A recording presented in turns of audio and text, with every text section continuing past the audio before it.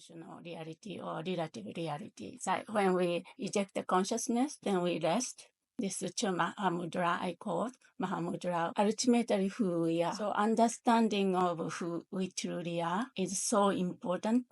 Without that glimpse into something beyond this small self, if I use Zen terminology, small self and big self, this big self, after ejecting consciousness, then we realize Prajna Paramita, we are non-dual with this ultimate reality. From that vintage point, from there, you do all great compassionate activities of offering of your body, right?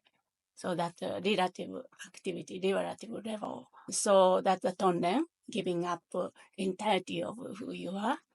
But then the one who is doing is this ultimate self. You can say the big self. It's so torturing without knowing that the Buddha nature, even glimpse of I have this nature, I'm this, I'm nothing but this suffering me. Then try to do that. Drowning mother, drowning self cannot rescue that drowning self. Don't you think? Therefore, it's so important to grasp the entirety of the Chö journey.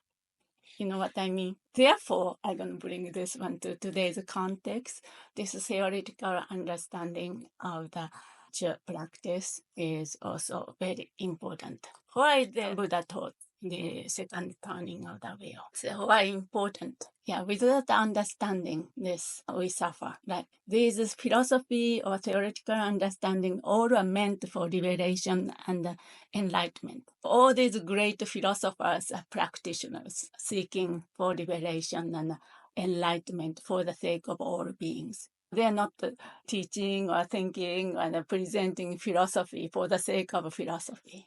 That might be a little bit different from our understanding of philosophy or theoretical or dogmatic kind of understanding. In general, it's not like that. That's the first thing I want to say. Especially the Geru tradition from other traditions. It's not to criticize stereotyped. Geru is only doing a debate or doing all this philosophical argument, nothing but that. No, just we have to kind of cut through that sort of diametrical kind of understanding. Practice and the theoretical understanding go together. So let's get into this. What is the second turning of the wheel of Dharma? The core teaching of Madhyamika. Some of you are new here, all this terminology coming up.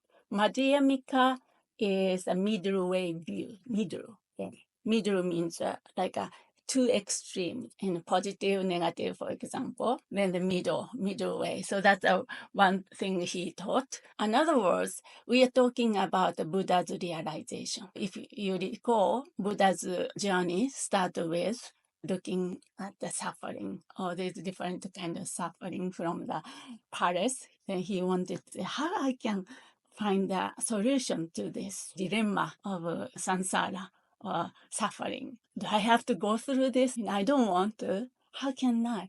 Then he left a comfortable palace. Then he started search. Right? This is one of the outcome of his realization, Madhyamika understanding, rejection of too extreme to avoid the conceptual pitfalls. So that's very important and reflected on Chö practice. You can say that nihilism or nihilism, the belief that nothing exists at all in any form. Back all days, Buddha's time, there was such a philosophy there. Nothing exists. Everything is empty. So that's one kind of extreme. The other extreme is permanent self. I exist. This permanent, unchanging self or essence. I have something here. That sort of philosophy there. What Buddha's realization was through the two, rejecting the two extremes. That's called Madhyamika. Then later on, Nagarjuna and Chandrakirti, those great masters, and our forefathers, you can say, started to define philosophies.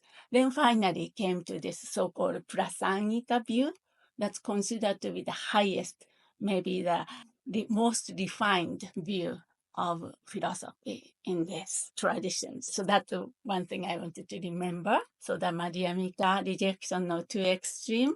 And of course, what is emptiness? Of course, this is a big subject, but just for the sake of simplicity, emptiness is not nothingness. If nothing exists, I cannot communicate with you, I cannot do anything. But if everything exists, not changing, then we kind of conflict. We cannot, there's no place for me to change and communicate either. Right? Emptiness is the emptiness of so-called intrinsic existence, the self-existing nature, inherent nature. So empty of intrinsic existence. Okay, that's very important. This word svabhava. Svabhava is a self-existing, separate me here, separate phenomena out there. This kind of thing that's negated. That means things do not possess any independent permanent existence or essence, but arise dependently through a web of causes and conditions. So emptiness and dependent arising goes, you can say, the hand in hand, or the two sides of the same coin. Dependent origination, pratyeka samutpada, that's the Sanskrit word, dependent relativities. We even bring down to our own level, we know we are so related, relative existence, right? Kandora, I don't exist me as a teacher, for example, right? In relation to my mom, I'm just a daughter, and in relation to you, could be friend, right? So there's no such a thing as Kandora, which possesses this inherent, existing, permanent, independent self here. So everything relative, something like that. Very simplistic way of saying. Make sure emptiness is not nothingness. Actually, sometimes the teacher translate emptiness is openness. That's also a problem because shunyata doesn't imply the openness. Then the prasangika view comes in, deconstruct everything, anything, nothing exists, even drutam. Drutam means any tiny bit of inherent existence negated. So that's the prasangika view. Prasangika view with Madhyamika. Prasangika approach is, I say, the most refined, most deconstructed, cut, and focusing on refuting the inherent existence of a phenomena, not only self, and the phenomena, everything. Phenomena means everything other than me, other than the self, everything. But the most refined version of philosophical school did is by showing the logical flow, logical contradictions. That's why it's called the consequence school. Consequence is holding such a view. If you hold that self-existent self, then logically what's happened? Things do not exist. As I said, bump each other, for example. That's just one way to say it. Very much refined version of it. So Madhyamika school teaching during the second turning of the wheel of Dharma emphasized the emptiness of all phenomena, not only the self, everything, teacher, even the Buddhas, the kidneys, your partner, everything, and the importance of dependent originations and the rejection of extreme, just as I said. Then the Prasangika view defined these teachings by avoiding positive assertions. Whenever we say something positively, flow goes with it. It has consequences. So focusing on the constructive arguments to reveal the true nature of reality, which is emptiness. So that method. This understanding of emptiness transforms one's perception of reality and is central to achieving liberation in Buddhist practice. Yeah, just leave it that for this past question. I don't know you had a chance to look at the questions. The first one was, what is it? The second turning wheel of Dharma, Madhyamika perspective and Prasangika view. What are the core teaching? I say that. How does the Prasangika view within Madhyamika differ from other view? I said a little bit. I touched a little bit. Maybe one line. Can you explain the concept of emptiness? I also mentioned what the emptiness entails. I'm just gonna zip through to cover these topics. Of course, each are expandable. Now, second one is the significance of the Great Mother, Prajna Paramita, in the context of middle way and the Chö practice. You just received the Chö empowerment. Then first thing you will engage in the Chö journey is this 5 Dakini retreat manual, retreat practice, which is the first Prajna Paramita. You accumulate a mantra of Prajna Paramita. Significance of Prajna Paramita. She is also called, I said she, but initially Prajna Paramita was not personified. It was an embodiment of what we just talked about. This ultimate view, emptiness, perfectional wisdom, sometimes called, is a central concept in Mahayana Buddhism and is often personified. You can see the picture in Tibetan form, 4 arms, and sometimes you can see the Indian form, 2 arms, and sitting as a great mother. Also, Yum Chenmo, that's also her name, and representing the embodiment of this wisdom, transcendent wisdom, prajna and shelap in Tibetan, has significance in the context of Madhyamika view or the middle way view, and the Chö practice is profound. 3 things I want to say about Prajna Paramita. First one is embodiment. She's the embodiment of emptiness. So when we practice the 5 Dakini, first we become a Prajna Paramita. First we relate to this big self I was talking about. After you detect the consciousness, we rest, completely merge your body, speech, and mind with this Prajna Paramita. That's the first thing we need. In a sense, first we need to connect to this embodiment of emptiness. Prajna Paramita is traditionally revered as a source of all wisdom teachings in Mahayana Buddhism.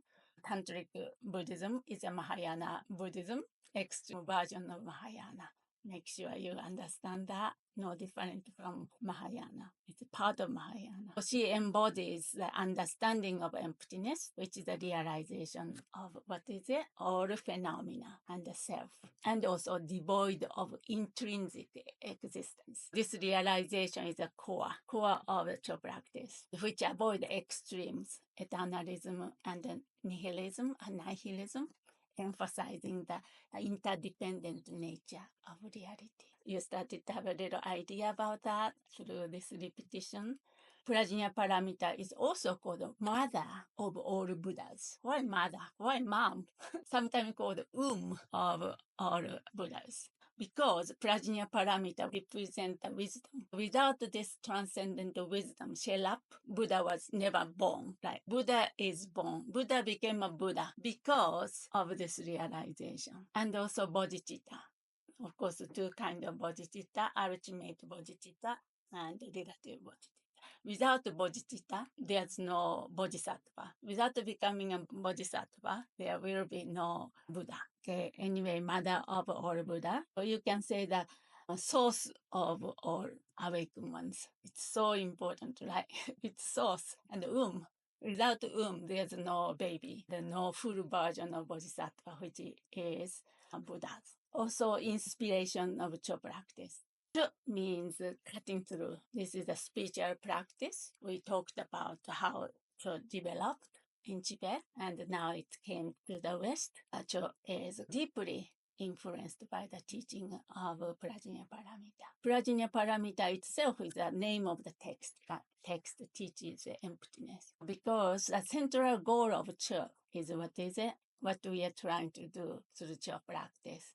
To cut through this ego and attachment and fear. Attachment to the self, directly confronting and transforming fears and obstacles. Therefore, we need this wisdom. This wisdom is a direct antidote, you can say, to fear. Yeah, of course, in a level, maybe going to the therapist and psychological perspective, we can deal with all the chop up, all the branches.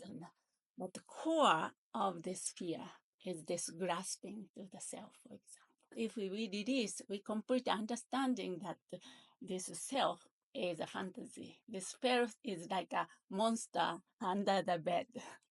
And the kids are afraid of that monster. We are like those kids. Therefore, we have to see really, is that so? Is that the monster is under the bed? We have to open our eyes and see. Then all the great masters showed us how to do it step by step. Of course, each of us has a different karmic momentum. Some have already done in the past life. Sometimes we sit, then they just hear the one word, those higher teaching from the great masters. Then boom, awaken. But we wish we are all like that, right?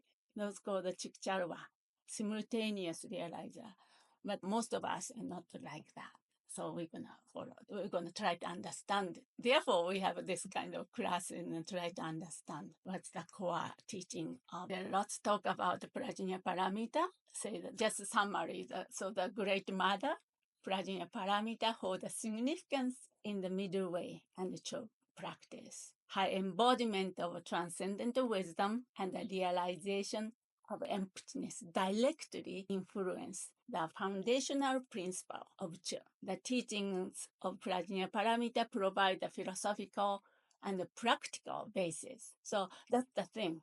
This is not just meant for the philosophical argument or philosophical for the sake of philosophy. It's a practical basis for Chö practice to cut through the ego and the delusions, transforming the understanding of a self and the reality in alignment with Bodhisattva path. We all aspire to be on the Bodhisattva path. We just received the Chö empowerment. We received the Bodhisattva vows. So Bodhisattva is that one who have two wings, wisdom and compassion. Not only just compassion, then Bodhisattva cannot fly. Shanti Deva said, from joy of the city to the joy of the city. What kind of wise person ever tired of that? So that's the Bodhisattva spirit. Without those two wings, we cannot fly, we cannot be a service of all beings. So we need to understand that wisdom as well, not only open-heartedness, and also that wisdom comes along with what's not the idiot. Trungpa said idiot compassion. Yeah, not like that. All right, so that's the Prajna Paramita. Then we move to this idea of the self, nature of the self. I already touched a little bit. So this is quite a big subject. Only I would say is the foundational teaching, Mahayana teaching, and also Mahayana, but the tantric context. All these evolutions and the self. But also you can say the basic idea is that this self. What do you consider to be the self? This self personal identity. When somebody asks, who are you?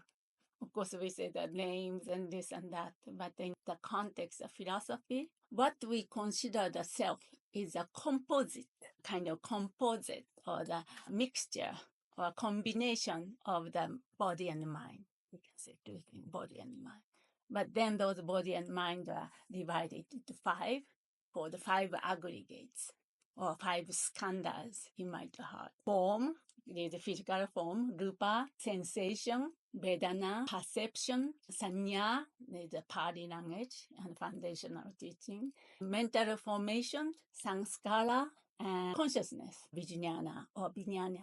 Those five. So we person consist of those five, combination of five, related, consist of all these five. Those previous masters impose or put those together, and then this self exists. Then what he did and the followers of him did to analyze. If body, me, is a body, what the false consequence come, this logical consequence. I might have the guided meditation of the searching for the self and try to find this thief going to the room. Anybody remember? So you can do, I think it might be in the book, volume 1, Search for the Self. Those things are very important to give us insight.